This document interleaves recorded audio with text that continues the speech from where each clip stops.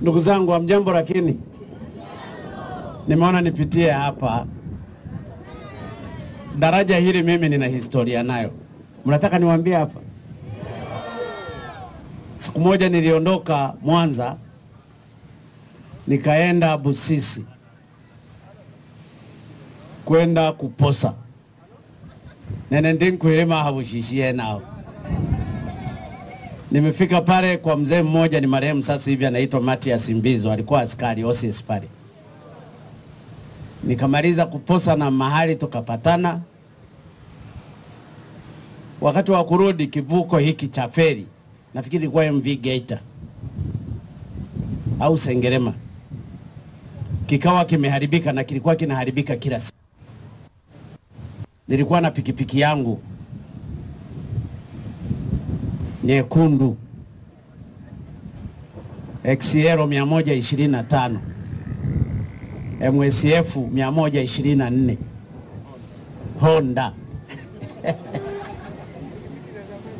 Kule pakawa na mitumbwi, na mitumbwi ile walikuwa wanavusha kwa pesa. Kwa hiyo kila mara kivuko hiki kilipokuwa kikiharibika, watu walikuwa wanapakiwa kwenye mitumbwi. Nikasogea pale kwenye mwaro, wananiambia ingia na pikipiki yako tutaiingiza. Nikafikiria, moyo ukakataa. Palikuwepo mtu na familia yake na mabaskeli wakapakiwa. Mimi nikazunguka Kamanga. Nilipofika Mwanza, ule mtumbwi ukawa umezama na ukaua watu 11. Na ndio maana nilipofanikiwa kwanza nikawa Wizara ya Ujenzi, mawazo yangu yalikuwa niokoe maisha ya watu hawa, na iwe kumbukumbu kubwa kwa watu waliokuwa wanapoteza maisha hapa. Lakini ninajua hatuwezi tukategemea kivuko ambacho ni temporary. Na wakati kivuko hiki na eneo hili ni muhimu sana. Wakati nimekuja mara ya kwanza Mwanza kuomba kura, nikasema hii ndio iwe project yangu ambayo ni lazima niimalize.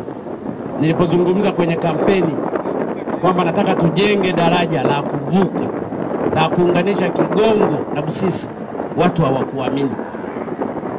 Wanasema haiwezekani, anaota. Hizi ni kampeni tu. Gharama ya daraja hili litakuwa karibu bilioni 700. Na fedha zote zinatolewa na serikali. Na hakuna hata fedha moja tuliyokopa. Hii ndio maana ya kusema Tanzania tunaweza, na Tanzania ni tajiri.